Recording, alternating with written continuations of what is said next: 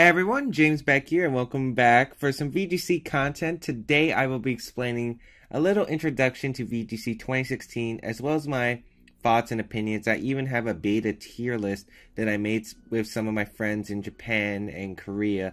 So I hope you guys will enjoy this video. Here is my basic guideline to 2016.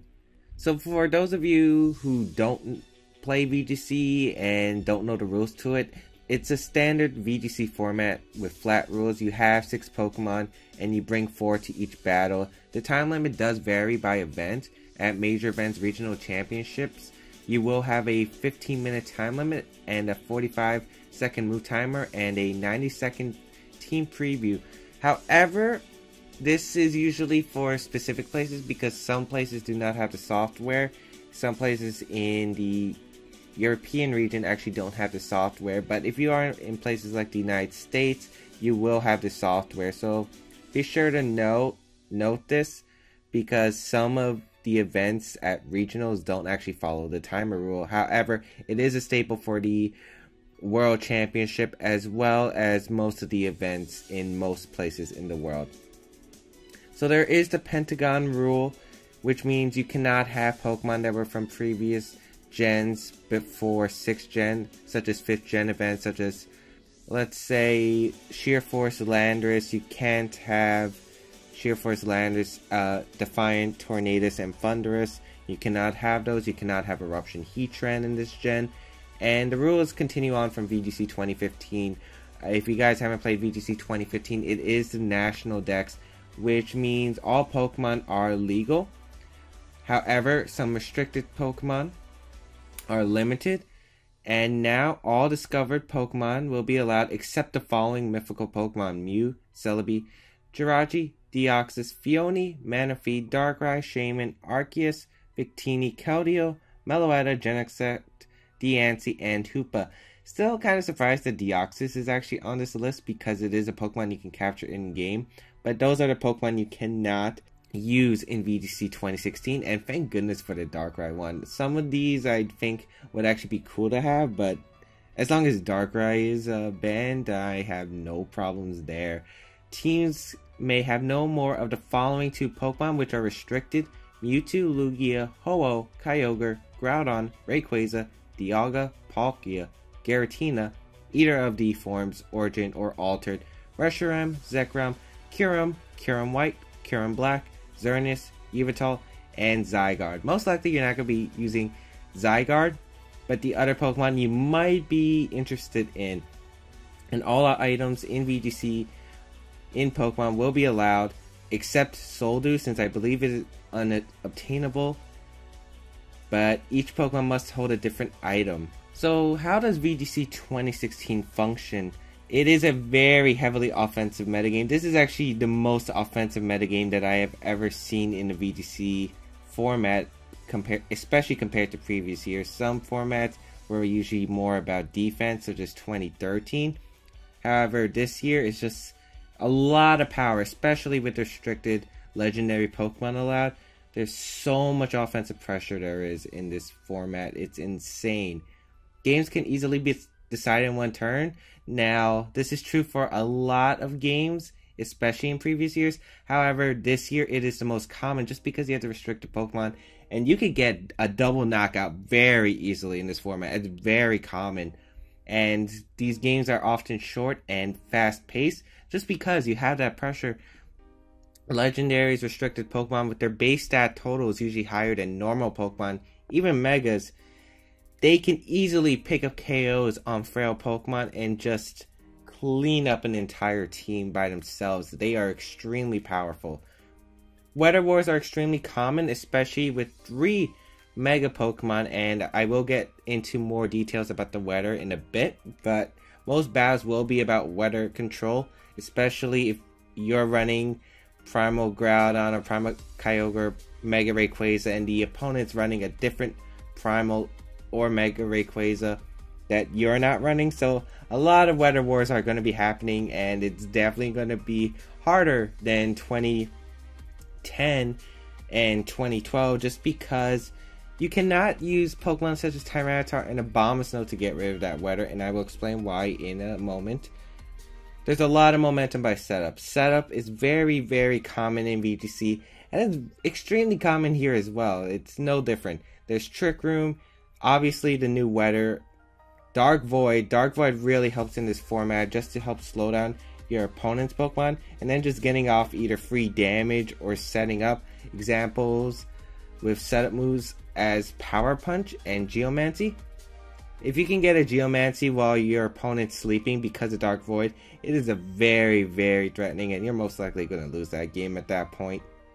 Tailwind is also a very extreme form of speed control, and a lot of opponents do go for Tailwind. A lot of Pokemon actually learn Tailwind in this format, and Tailwind's probably the number one just because you can easily outspeed your opponent, and even though it's only 3 turns, if your opponent has like one Pokemon that doesn't have Protect, you can easily pick up some sweeps before they can recover, and it's a lot harder to stall Tailwind in this format just because of the heavy offensive pressure, as I said, in this format. Speed control, Thunder Wave, Trick Room, and Tailwind, I just covered all those.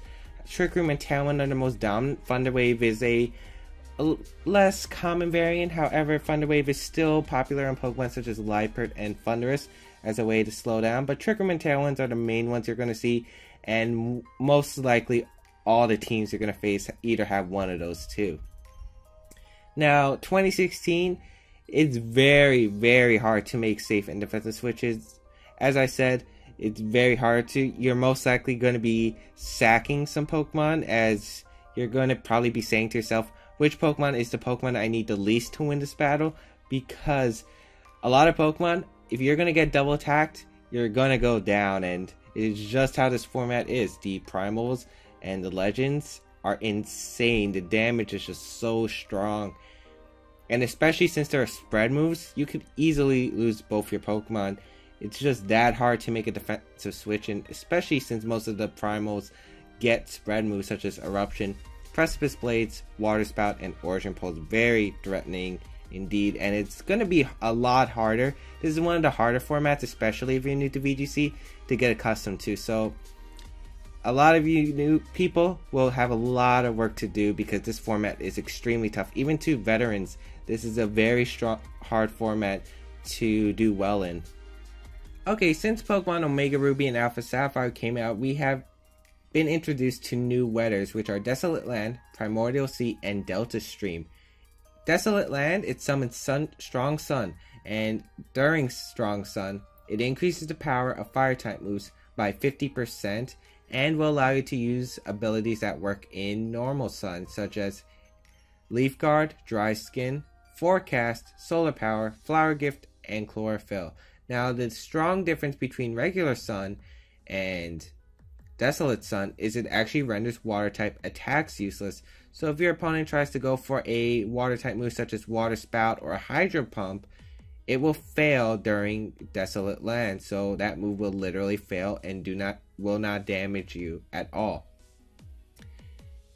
Primordial Sea is the same thing, however for water types, it summons Heavy Rain, which increases the power of water type moves by 50%. Just like regular rain, you can use the following abilities and they will work under Primordial Sea: Hydration, Swift Swim, Rain Dish, Dry Skin, and Forecast, and it will make fire type attacks useless, so moves like Flamethrower and Fire Blast will fail under Primordial Sea. However, this does not include support moves that does not do damage, such as Will-O-Wisp. If you go for Will-O-Wisp while Primordial Sea is on the field, it will still burn your opponent and will not fail. So a little interesting trivia. The same will go for water type moves, however I'm not exactly sure the water type support moves there are out there. Finally, we have Delta Stream, which summons Strong Winds, which weakens moves used on flying types, and that would be super effective. So it reduces the damage. So basically, if you have a Mega Rayquaza and you go for a Rock Slide during Delta Stream, it's normally super effective. However, the Delta Stream will weaken that Rock Slide, so it only hit for neutral damage on Mega Rayquaza. Moves that are 4 times super effective on flying types during this weather will only hit for 2 times super effective damage. And moves that hit for neutral on flying type moves, such as Ice, Rock, or Electric, which flying types are normally weak to will be resisted actually, such as electric type moves on Mega Rayquaza while Delta Stream is up. I would also like to note this only works for the flying type itself. It does not work for dual types such as Mega Rayquaza's dragon typing. If you are hit by a dragon or fairy type, it will still do the same amount of damage and it will not be reduced. So that is a note to that. These weathers cannot be removed by normal weathers or moves such as Sunny Day, Hail, Rain Dance, Sandstorm, Drought, Sandstream, Drizzle, and Snow Warning. Advanced weather can remove and reset by each other. Can be removed and reset by each other. Advanced weathers, let's say you send out a Primal Groudon and then your opponent switches into Primal Kyogre next turn, activates the Primordial Sea, the Desolate Land will be removed and the Primordial Sea will take over. However, it cannot be worked for the others that I mentioned earlier. Weathers can actually be cancelled or reset by the abilities Airlock and Cloud 9, which cancels out the effects of the weather. However, the weather will still be there. The effects will be cancelled out, however. Worry Seed and Gastro Acid. If you get rid of the abilities, such as you go for Worry Seed or Gastro Acid on a Primal Kyogre that has the Primordial Sea, it will get rid of that weather because the ability is no longer there. Therefore, the weather will no longer be there. You can reset the weather by skill swap and roleplay. These moves do work on the abilities of the weather and can reset them.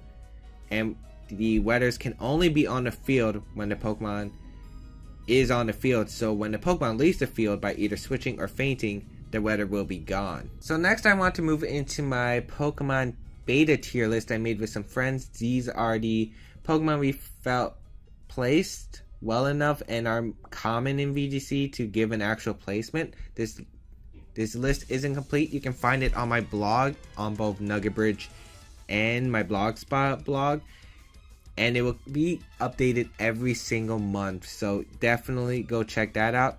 But anyway, here is the tier list. We have Xerneas and Primal Groudon in the S tier, which is the highest tier. They are the strongest Pokemon. Xerneas, no doubt, will be one of the biggest threats to VGC 2016. You have to prepare for it. You absolutely have to prepare for it. It is a monster.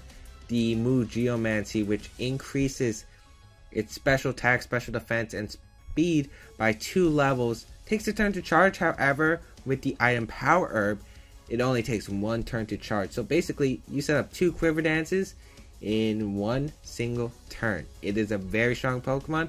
The ability Fairy Aura also increases and stacks on its fairy type moves, so Moonblast and Dazzling Gleam will be really strong, especially with that +2.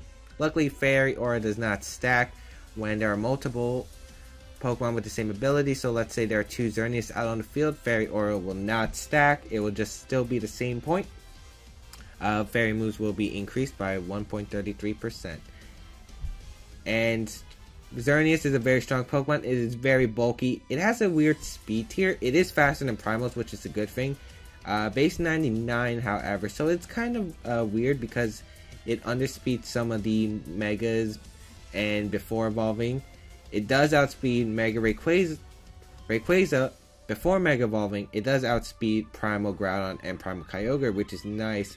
It does underspeed Kangaskhan, Mega Kangaskhan, and a few others, which is kind of interesting. But it has exceptionally good bulk, especially with that Geomancy up. It is very strong, and it has a lot of good moves actually, even if you're not running Geomancy, which is pretty much the recommended set. Geomancy is pretty much the only set you're probably going to be running on Xerneas. It does get some support moves. It does get moves like Heal Pulse and Thunder Wave, which is cool. However, most likely you're going to be running an offensive set. Moonblast, Dazzling Gleam is your normal common set. It does get some other moves such as Focus Blast, Psychic, Psyshock, Thunderbolt, Grass Knot. It does also, some people also teach it Hidden Power Ground or Hidden Power Fire. It's quite interesting. However, it is just a very strong Pokemon, and if you do not have a way to counter Xerneas, yeah, you better have a counter to Xerneas, otherwise you're not going to be doing that well in this format, or you're not going to do well in any tournament in general. Primal Groudon is also tier S, and it is one of the most versatile Pokemon in this entire metagame. The reason is it's got incredible stats, it's got incredible bulk, it's got incredible attacking power in both directions, both physical and special attack. Its speed is a little underwhelming and its special defense is kind of not there. However, Primal Groudon is a Pokemon that can take on Xerneas because it does resist the fairy type moves because of its fire type coverage. It also has a great ability, Desolate Land, which increases its fire type attacks and also makes water type attacks useless, which is 4 times weak to, by the way. It is very strong. You can run it very physical. You can run it very fast. You can run it as a fast offensive sweeper. You can run it as a slow Trick Room offensive sweeper. You could also run it as a special attacker, or you can run it fast special attack sweep, or you can run it a slow special attack sweep. You can even run it support with moves like Thunder Wave and Roar. It's got a very nice move pool indeed. It gets Eruption, Precipice Blades, Earthquake, Rock Slide, Stone Edge, Fire Punch, Flamethrower, Fire Blast, Earth Power, and just a bunch of good moves in general. Thunder Wave and Roar are just there for support. However, this monster has so many different options and it's really hard to pick which one the opponent will be. So definitely a Pokemon you have to watch out for. It is a very strong mon indeed and hits very hard. So next we have the A+ tier, which is a little under the S tier but very strong Pokemon indeed. We have Primal Kyogre and Mega Rayquaza as the only 2 Pokemon in this tier. Primal Kyogre is definitely a strong Pokemon and it is definitely on rival with Primal Groudon. It has an exceptionally very high base special attack and special defense, and it can take special hits no problem. Primal Kyogre's got a base 160 special defense, and that is a very strong special defense. It can take hits no problem. And the special attack with the Primordial Seed boosting its water type attacks plus its stab, Water Spout, Origin Pulse, Scald will just do so much damage. It is insane how much damage it will do, and it is just that powerful. It can really just hurt. Helping Hand, Water Spout in the rain can just knock out almost any Pokemon. It can knock out Pokemon such as Xerneas. It can knock out Pokemon such as Cresselia. It is an insanely strong, powerful move. It is very versatile. It can be used in Tailwind and Trick Room and easily sweep teams with that Water Spout. The only problem with Primal Kyogre, unlike Primal Groudon, where its special defense isn't that bad of a problem because you resist probably the most threatening, which is Xerneas' Moonblast, and Dazzling Gleam is its physical defense, and this metagame has very strong physical attackers such as Ferrothorn, which actually hits it for super effective and can it can knock out a Primal Kyogre if it is an offensive Ferrothorn. Moves such as Kangaskhan's Double Edge can actually knock out Primal Kyogre, which is a very, very threatening thing. And Mega Rayquaza's Dragon Ascent can also just decimate a Primal Kyogre. So a lot of players have opted to go for physically defensive, just opting to increase its physical defense, which I completely agree. I think it is the best Primal Kyogre out there. And Primal Kyogre just has so many moves in general that it can be using, especially due to its weather. It can use Origin Pulse, as I said, Scald if you want a more accurate move, Water Spout. It can learn Calm Mind, so it could be an actual Calm Mind sweeper. And a +1 Water Spout or Origin Pulse, as I said, can be very, very, very deadly. It can also learn moves such as Thunder in the Rain. Thunder in the Rain is actually pretty decent. Thunderbolt if you want to go more accurate. Some players have opted to go for Hidden Power Ground, so you can actually hit Pokemon such as Primal Groudon. It's a more interesting option. I'm not exactly sure how well it would do. It also gets support moves, and just like Primal Groudon, I actually did not mention with this Primal Groudon. However, Primal Kyogre and Primal Groudon paired with Xerneas, Psych Up is a very, very viable option because you can get that +2 in special attack, special defense, and speed. Psych Up would more benefit the Primal Groudon just because its special defense is a bit lacking. But Primal Kyogre can fully take on that special attack and just decimate in general. So that is an option. Some players run Psych Up. You could also run some support moves. There is Thunder Wave and Substitute. Substitute Primal Groudon I also forgot to mention as well. I think I also forgot to mention you can run Hidden Power on Primal Groudon. Sorry about this, but it is in my notes and I kind of forgot about it. You can also run Icy Wind on Primal Kyogre if you want some more speed control. But yeah, this Pokemon is definitely a threat. Primals are definitely a threat, and you definitely have to prepare for them. Next is Mega Rayquaza. Now, a lot of people, when VGC 2016 first started, said, Mega Rayquaza is going to be broken. Why did they allow this thing? Now, it's not as completely broken as most people will put it, just because you have 2 Pokemon to target down Mega Rayquaza. However, it is still a very, very threatening Pokemon. With the item Life Orb, which is the most common item you can run on Mega Rayquaza, it can hurt. Dragon's Ascent can KO Pokemon such as Mega Kangaskhan. It's a roll on non-bulky Xerneas. It can KO things such as Primal Groudon with Waterfall. The fact its ability makes up for its lack in defense that isn't as great as the Primals, however, still impressive with some very high defenses indeed. However, Dragon's Ascent is a move you have to run, so it is a bit limited on those options. If you either have to run mixed Mega Rayquaza or you have to run full physical, because you cannot run a full special Mega Rayquaza, which would actually probably be really good in the VGC just because it's got some great special options. Mega Rayquaza can set up and sweep as well. It is probably one of the more viable sweepers in this metagame. You have Dragon Dance and Swords Dance, and Swords Dance combined with a Life Orb, it'll make you cry. It will literally make you cry. It can one-shot so many things in this format. Even at +1 it can one-shot many things. But if you're running Swords Dance and Extreme Speed, you can KO so many of the frail Pokemon easily. And the Helping Hand Dragon's Ascent with Life Orb boosted can still hurt in general. Mixed attackers can also work as well with Draco Meteor, Overheat, Dragon's Ascent, Extreme Speed. Extreme Speed is a great move on Mega Rayquaza because it ignores Prankster, which means you can move before Prankster Pokemon such as Liepard who try to Encore you or go for a Thunder Wave, or even Whimsicott even. You can stop those Prankster mons like Thunderous that could just annoy you easily. Its most common item, as I said, is Life Orb. Some players opt to go for a Choice Band or even a Lumberry. I've even seen Focus Sash on some variants. It is a very versatile Pokemon, however, and it is not as broken as people say, because especially with Dragon's Ascent ruining that bulk. It is like a close combat which lowers its defenses and then can be one-shot by some of the Pokemon in the metagame.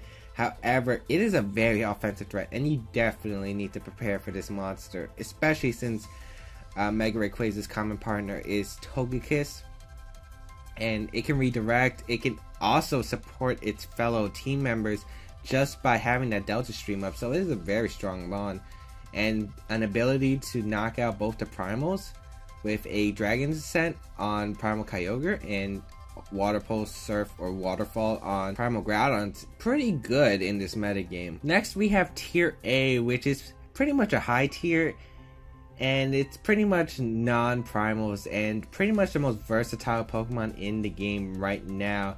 You have Mega Kangaskhan. Mega Kangaskhan will be good in any format, guys, so I'm sorry if you played VGC 2015 and VGC 2014. It is still probably going to be one of the most dominating Megas in this format, so I'm sorry.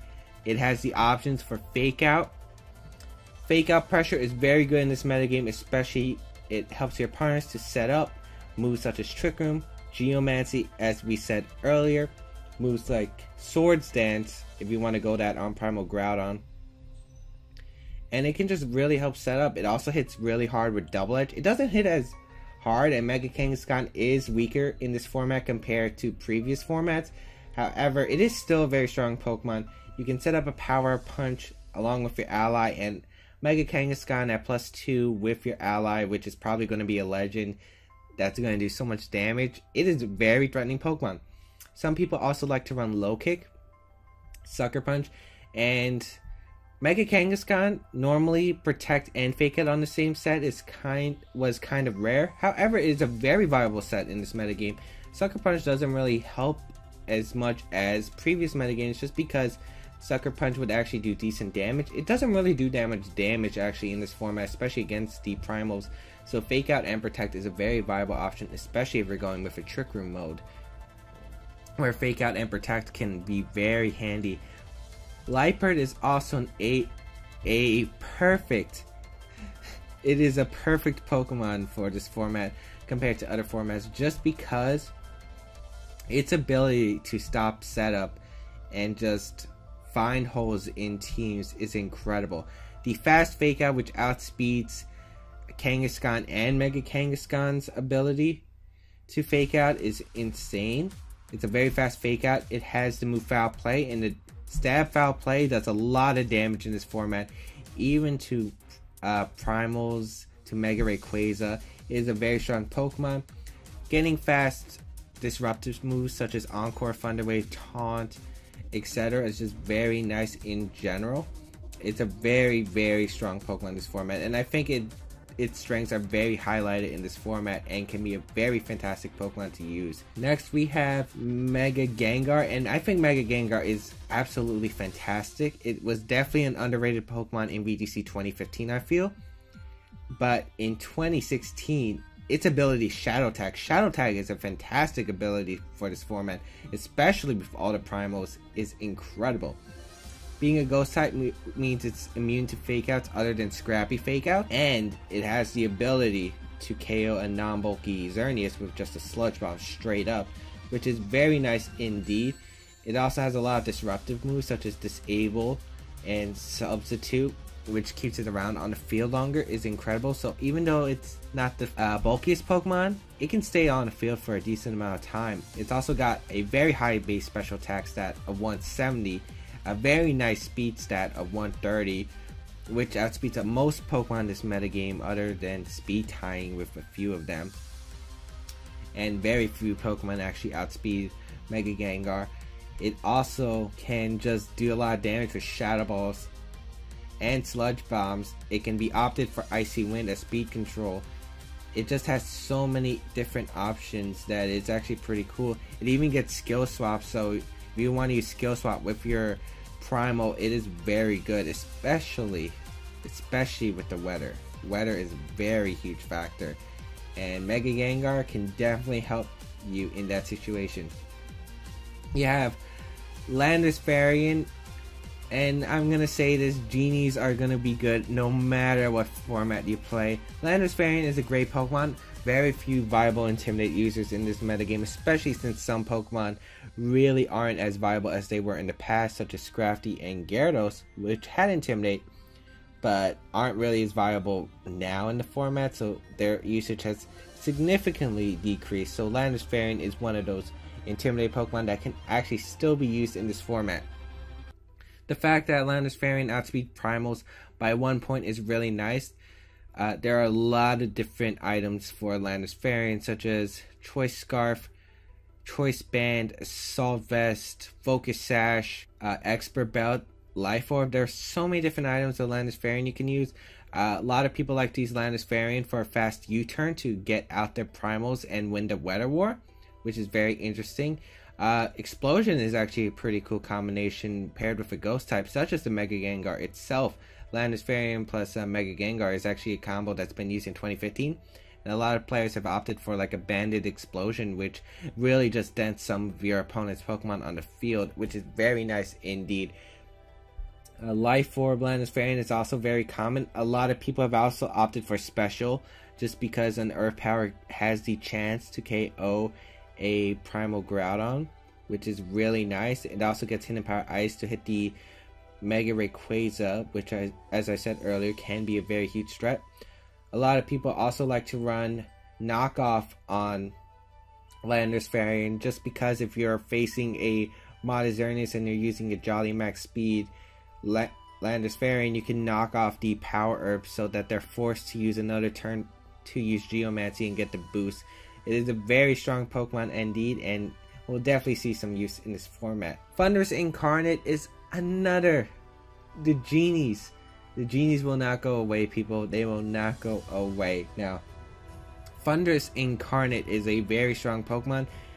It does get options. It does get attack options. Thunderbolt, Hidden Power, Grass Knot even if you really want to go that route. Skydrop, which was a nice supportive move. However, it isn't that viable in this format since a lot of Pokemon are actually really heavy in this format, so Skydrop isn't much of an option anymore. However, its support role is still the same. It is still very strong. Moves such as Thunder Wave, Swagger, slow down your opponent, get taunts. Taunt is a very nice move in this metagame to stop setups.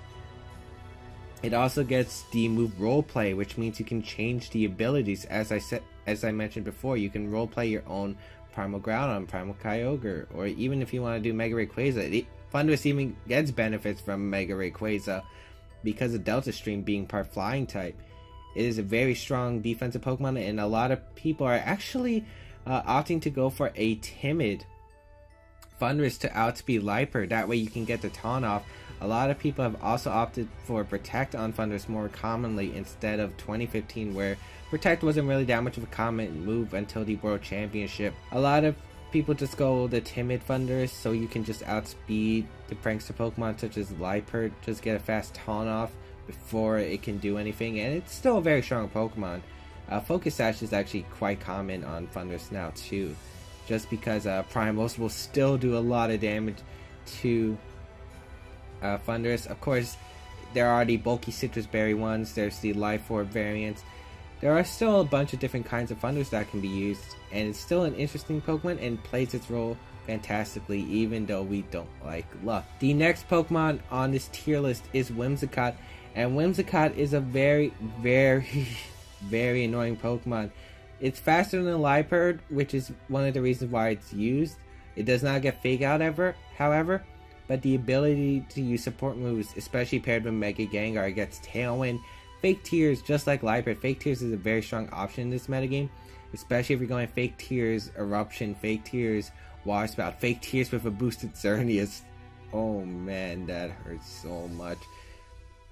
It also gets the same support options with Taunt. However, it does get Tailwind, which is the one thing that why people run Whimsicott over Liepard. Liepard gets Thunder Wave, but Whimsicott gets Tailwind, which Tailwind might be more helpful to some teams than Thunder Wave would, especially since you can't Thunder Wave Pokemon such as Landorus and Primal Groudon, of course. So that's why some people like to run that. It isn't really an offensive Pokemon. Whimsicott's main item is Focus Sash, just like Liepard. You really don't run anything other than Focus Sash. Some players have opted for Citrus Berry. Another thing that Whimsicott can do is actually just roleplay, just like Liepard. However, Whimsicott can also use the move Worry Seed, which means it can get rid of abilities such as those primal abilities, as I said before. Get rid of them with Insomnia. Whimsicott also gets Safeguard. And Safeguard is a very, very actually underrated move in this format, just because Smear goes everywhere in this format. And a lot of Smeargles are paired with like a quick guard user such as Talonflame or Crobat, so you can't exactly get a safe taunt with like Thunderous or Liepard and Whimsicott as you could in previous VGC formats. So Safeguard is actually a really underrated move in this format in my opinion, and it's definitely a move viable on Whimsicott even though it takes up a slot. Whimsicott does suffer from multiple move syndrome, where it has so many different moves it could use and really wants to use, however you can only fit 4 of them. The next Pokemon and last Pokemon on this tier currently that I have came up with my friends is Cresselia, and Cresselia still a very strong Pokemon in this format. Cresselia is a very nice Pokemon. It does not tank as well, but there aren't that many tanks as there were in VGC 15, and it doesn't tank as well as VGC 15 because VGC 16, as I said, very offensive format, and Cresselia can still easily be knocked out. It can just still be easily knocked out by a double target. That is insane, but Cresselia just has such a good supportive role in this format. The ability to Trick Room is the most common Trick Room setter in this format. The fact that it gets moves such as Gravity to help the Primals skill swap to help the primals and reset the weather. It gets Helping Hand. Its offensive moves, they usually only run one move, which is usually Psychic or Ice Beam. Some have opted for Grass Knot. There's also the Calm Mind Cresselia, which is not really common in this metagame, but can still be very strong. Actually, Calm Mind Cresselia can stand up to the legends themselves, especially if you pair it up with a Primal Groudon, because the Moonlight Recovery will still work in the same way as it does in normal Sun, boosting it to 75% healing. And yeah, but most people do run the support set. You can also run Protect. Magic Code is a move set that you could run for Smeargle and Taunt users. The most common items on Cresselia would probably be Citrus Berry and Mental Herb, while the others would probably be more situational, such as Key Berry, Moringa Berry, Rocky Helmet, those kinds of items for a Calm Mind Cresselia. Maybe Expert Bell or Choice Specs if you want to run that route, but Cresselia not really going to be running offensive options. They're usually going to be running more defensive options. Here is tier A-. Now, there are a lot of Pokemon in this tier list. Now in this tier we have both Gothitelle and Gothorita. Now, Gothorita wasn't actually a Pokemon that was actually really used in this format. However, it does pretty much the same things as Gothitelle, and it can take individual hits better, which is why me and my friends decided to put Gothorita on the same list, because it can pretty much do the same roles as Gothitelle. Now, both these Pokemon do have the options for Trick Room, which is very nice, and the ability Shadow Tag. As I said, Shadow Tag is a very, very strong ability in this format, especially because of those Primal Weathers. They also get Skill Swap just like Cresselia, but this time, instead of like Cresselia where you have to keep Skill Swapping, you only have to Skill Swap once really with Gothitelle and Gothorita, just because the Weathers, they're trapped. They can't switch out unless you're a Ghost type. So if you have a Primal Groudon that's stuck and you have a Primal Kyogre, you can just Skill Swap your Primal Kyogre, get that Desolate Land out, get the Primordial Sea up, and you can go for a Water type attack. It's just pretty much gone. And the reason why they are a lower tier than Cresselia, obviously they have strong support roles. They still have Helping Hand. They have Heal Pulse as an option, unlike Cresselia. The reason is they are less bulkier than Cresselia, and Cresselia barely takes hits well in this format, and Gothitelle and Gothorita really don't take hits that well as they used to. You have to run Intimidate. A lot of special defense investment is probably needed, and it's very, very hard.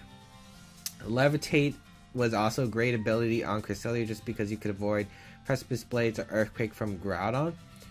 And Gothitelle, Gothorita, they have a fantastic ability, however it does not really help their bulk scenario. Now, you run Gothorita if you already have your Citrus Berry taken, and you run Gothitelle, your Citrus Berry is still available. Those are the reasons why. Their base stats are still pretty nice, as well as their bulk. However, as I said before, they're not as bulky as they were in previous formats, and they are still less bulkier than Cresselia, so that's the reason why. However, they can still work, especially on specific teams. Their most common partners probably being Primal Kyogre and Mega Mawile. Next Pokemon is Palkia. Now, Palkia is an interesting Pokemon because it can actually stand up to the Primals. It is more of an anti-Primal counter because it does have different options. It can wall Primal Kyogre's moves. It can take an Origin Pulse, it can take a Water Spout. Its Water Dragon type is kind of fantastic actually, because it 4 times resists Water type moves. Thunder and Ice Beam aren't going to do much since they're not stab, and Palkia has pretty decent special defense. It's also got really great special attack as well, and it's an overall really fantastic, it's a fantastic mon overall. It's got great defense, it's got decent speed, it's got great offensive pressure, it's got great moves as well. It gets a lot of moves. It gets Earth Power, Flamethrower, Ice Beam, it gets Hydro Pump. I'm not sure if it gets Scald actually, but Spatial Rend and Earth Power are fantastic in this format. Palkia can also be used as a Trick Room setters, and a lot of people actually don't know that Palkia gets Trick Room. Even I didn't know that Palkia got Trick Room until I learned it the hard way in a battle. But yeah, Palkia does get Trick Room, and it's definitely a great mon for Trick Room because it is pretty interesting. It's more defensive and can live hits from both primals and get that Trick Room up. And Life Orb is its most common item. It can definitely deal well with Pokemon such as Primal Groudon, being able to one-shot and do decent damage to Kyogre. Spatial Rend is a really cool Dragon Pulse in a way, but it gets a higher base power than Dragon Pulse for a cost of a little accuracy, but it does have a high crit ratio, which is very cool. Other items include Lustrous Orb. Some people have also opted for Hobbenberry or the Fairy Berry. I don't actually know what the Fairy Berry is actually called, but it's very defensive, and it can handle a lot of Pokemon pretty well. It's got a fantastic move pool. Some people have also opted for Assault Vest to handle all special Groudons and Kyogres, and it's a very interesting Pokemon. It can also have the Lustrous Orb, which increases its Dragon and Water type moves, so if you're running in the rain, it can be pretty good with that item. And it's just a solid Pokemon overall. It just doesn't really have ways to damage Primal Kyogre for easy knockout. You're gonna have to use quite a few Spatial Rends, which is the reason why it would be in the lower tier. And it's kind of a weird situation where it can do damage, a lot of damage, however it cannot really pick up that many one-hit KOs. Next we have both forms of Giratina, Giratina Origin and Giratina Alter, which they're very interesting Pokemon. They are extremely bulky, especially Giratina Altered. It is a very bulky Pokemon. They both have interesting roles where Giratina Origin is more offensive and has the ability to levitate, while Altered form has the ability to pressure, however better defenses instead of its attack form. Giratina Origin's an interesting Pokemon because it can actually knock out Cresselia with a Shadow Force, and that's Giratina's main gimmick, which is Shadow Force, which is a very cool move which can break through Protects. However, it takes 2 turns to use, and it's a great move for this Pokemon because this Pokemon's a wall, this Pokemon stalls, and this Pokemon has the ability to pressure. Especially, well, Altered form has pressure, but it is these Pokemon have very big roles in defensive play. Now, Giratina is one of the pretty much the biggest walls in this game. I think it's pretty much the biggest wall in this game actually, because it can take so many hits. And it's a very nice supportive Pokemon. It gets moves like Will-O-Wisp. It gets moves such as Will-O-Wisp Toxic, Shadow Force, Protect. It can be very stall mon. Giratina Origin has more offensive pressure, where it can have Shadow Ball, Dragon Pulse, Draco Meteor, Earth Power, which is kind of cool. Shadow Sneak, both these forms get Shadow Sneak, which is a priority move. Priority moves are always nice. Shadow Force is pretty much the main attack, which most Giratinas will be using, and they are both very good. The reason they are in A- tier is even though that they are very good at stalling, they do not have the most reliable recovery. It does not get Roost even though they have wings, and the only way they can really recover HP is Rest, which is kind of a setback, especially in the offensive meta game. I think Giratina Rest can be usable, however it's not really the most viable option just because a lot of things can hit this thing for a lot of damage, especially if it's left alone and then double targeted. Giratina Origin is the more offensive one if you want to go for offensive pressure. However, it does require the item to grease some orb. It does have probably the better ability because Levitate is really nice in the metagame with Primal Groudon. However, the altered form, you can have an item. You can have Leftovers, you can have Citrus Berry. Pressure is also very good in this stall game, especially with moves such as Water Spout. It can just drain their power points where they cannot use the move for a very long time. So it is a very nice ability. And having the item, I think, is really cool. I think they are both very viable Pokemon, and I don't think they're that much different apart. It's just how you want to play it. If you want to go more offensive, you want to go Giratina Origin. If you want to go more defensive, you want to go Giratina Altered. But they are both fantastic Pokemon in this format if you want to go with a defensive mon.